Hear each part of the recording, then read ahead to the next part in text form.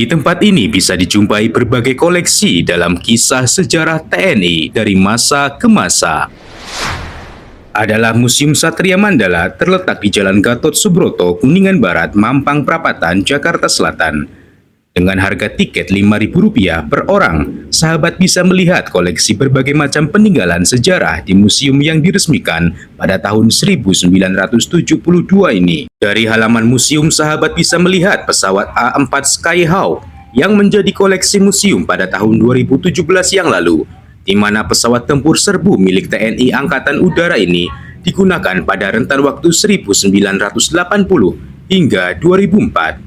Pesawat yang juga sering disebut Sipunuk dulu selama pengabdiannya pernah digunakan pada Operasi Seroja di Timur Timur, Operasi Oscar di Sulawesi, dan Operasi Rencong Terbang di Aceh. Di sisi lain pada halaman museum, sahabat bisa melihat koleksi lain yakni replika kapal RI Macan Tutul 602 yang berada di Museum Satria Mandala ini sejak tahun 2013. Dengan menghabiskan anggaran Rp3 miliar, replika kapal bersejarah tersebut terlihat gagah menggambarkan perjuangan TNI Angkatan Laut pada pertempuran di Laut Aru 15 Januari 1962 yang dikomandoi Komodor Yosudarso. Dalam pertempuran melawan tentara Belanda, Komodor Yosudarso dan prajurit lainnya gugur tenggelam bersama KRI Macan Tutul 602 di Laut Arafuru, Irian Barat. Di sini juga terdapat koleksi meriam seperti meriam 25 PDR buatan Inggris, di mana sejarahnya dulu pada tahun 1948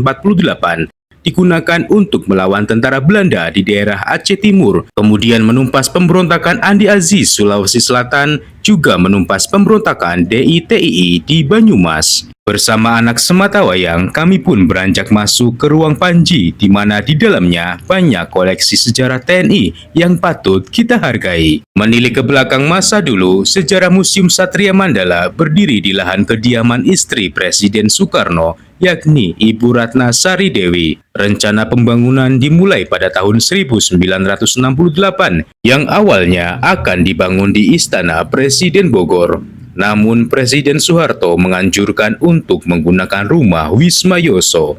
Pemugaran pun dilakukan pada 15 November 1971 dan diresmikan pada 5 Oktober 1972 bertepatan dengan hari ulang tahun TNI. Di gedung ini bisa kita lihat berbagai macam diorama seperti diorama detik-detik proklamasi kemerdekaan, diorama pembentukan Badan Keamanan Rakyat 5 Oktober 1945, juga diorama Perang Surabaya 10 November 1945. Setelahnya kami pun beranjak ke sisi ruangan yang lain.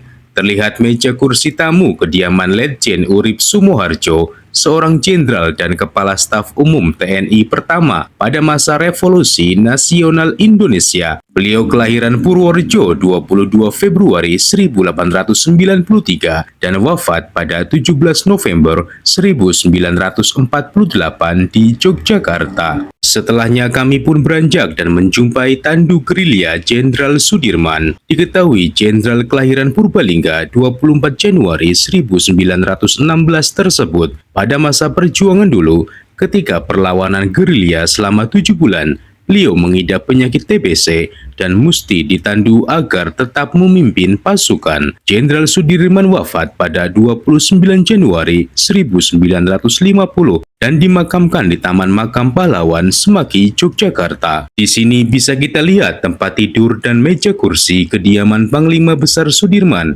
juga jubah legendaris sang jenderal. Tak jauh dari ruangan koleksi sejarah Panglima Besar Jenderal Sudirman, terdapat ruangan koleksi sejarah kemiliteran Jenderal Soeharto. Presiden Indonesia kedua ini lahir di Bantul, Yogyakarta pada 8 Juni 1921. Karir militernya dimulai pada tahun 1940 ketika beliau diterima sebagai siswa di sekolah militer di Gombong, Jawa Tengah dan tamat dengan predikat lulusan terbaik. Karir militernya yang cemerlang menghantarkan beliau menduduki kursi presiden pada tahun 1968. Selama lebih dari 30 tahun menjadi Presiden Indonesia, pada tahun 1998 turun jabatan di masa masa reformasi. Beliau wafat pada 27 Januari 2008 dan dimakamkan di Astana Giribangun, Karanganyar. Diorama-diorama pertempuran pasca kemerdekaan juga terpajang di gedung ini, seperti pertempuran 5 hari di Semarang yang terjadi pada 15 Oktober 1945 hingga 19 Oktober 1945. Juga diorama pertempuran Ambarawa, Bandung Lautan Api, pertempuran Kreng Panju Biren Aceh, pertempuran Cibadak Sukabumi, pertempuran Bogor, dan insiden perobekan bendera Belanda di Hotel Yamato, Surabaya terpajang di gedung ini. Di gedung museum ini juga bisa kita lihat foto para petinggi TNI dari masa ke masa. Jika kita turun ke lantai bawah, terdapat senjata bersejarah yang digunakan pada masa perang kemerdekaan dulu, dari rentang waktu tahun 1945 hingga tahun 1949. Di ruangan ini juga terdapat koleksi senjata yang digunakan TNI dari dekade tahun 1950-an hingga masa sekarang.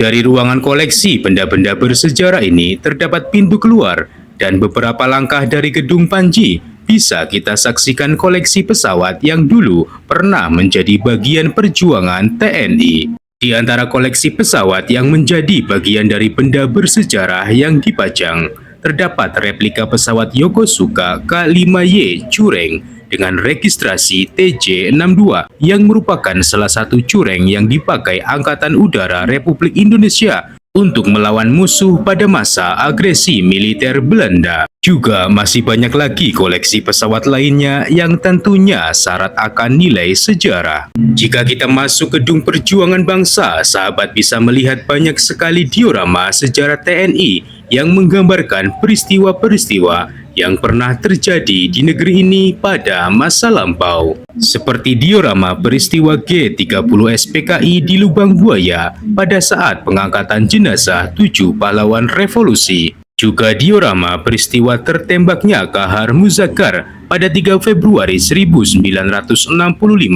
yang dikenal dengan Operasi Tumpas di wilayah Sulawesi Tenggara. Tak jauh dari diorama tersebut, terlihat diorama tertangkapnya Kartosuwiryo, seorang pemimpin DITII, pada 4 Juni 1962 di Gunung Geber, Majalaya, Bandung, yang dikenal sebagai Operasi Pagar Betis. Dari lantai 2 gedung ini juga masih banyak koleksi diorama-diorama sejarah yang terpajang, di antaranya diorama hijrahnya Divisi Siliwangi dari Jawa Barat menuju Jawa Tengah, yang terjadi pada Februari 1948 yang dikenal sebagai Long March Siliwangi. Setelah keluar dari gedung Museum Perjuangan, kami pun masuk ke gedung perpustakaan. Di dalam gedung ketiga ini, kami bisa melihat diorama pemberontakan DITII yang dipimpin Kartosuwiryo. Dimulai dari diorama kaderisasi pengikut Kartosuwiryo di Garut, Jawa Barat, kemudian diorama proklamasi berdirinya Negara Islam Indonesia yang terjadi pada tahun 1949. Juga diorama sepak terjang pemberontakan DITII di berbagai daerah yang kemudian berhasil ditumbas TNI, dan akhirnya pemberontakan yang bertujuan membentuk Negara Islam Indonesia tersebut dibubarkan pada 2 September 1962. Dari Museum Satria Mandala, kami banyak belajar tentang perjuangan pendahulu yang bahu-membahu menjaga kedaulatan negeri ini.